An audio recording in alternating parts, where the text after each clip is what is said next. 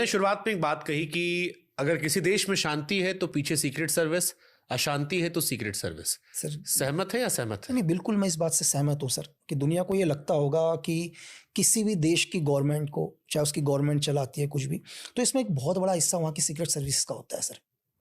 कि वो ऐसा नहीं है कि वो दुनिया की, चाहे हमारी सीक्रेट सर्विस हो, चाहे कोई भी सीक्रेट सर्विस, चाहे आप MI5 ले लो, CIA ले लो, ISI ले लो, तो हर सीक्रेट सर्विस ये चाहती है कि उसकी देश में शांति रहे। बाकी चाहे दुनिया खत्म हो, फर्क नहीं पड़ता है। तो जैसे बांग्लादेश में अभी अशांति हुई, इसके पीछे भी कोई सीक्रेट सर्विस होगी? 100% इसके पीछे भी कुछ वेस्ट के पावरफुल लोग हैं। हमें दिखाई कुछ और देता है।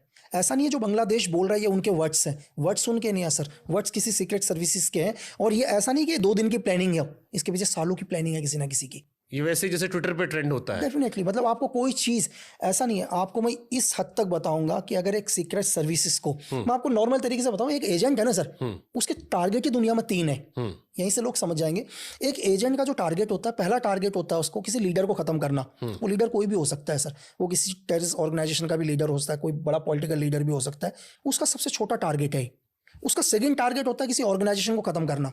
सपोज करो कोई भी ऑर्गेनाइजेशन होता है, ISIS हो गया या आप LTT ले लो, सेम एक ऑर्गेनाइजेशन, पूरी ऑर्गेनाइजेशन को खत्म करना। एक एजेंट का जो लास्ट टारगेट होता है, सबसे बड़ा टारगेट होता है किसी देश को ही खत्म करना।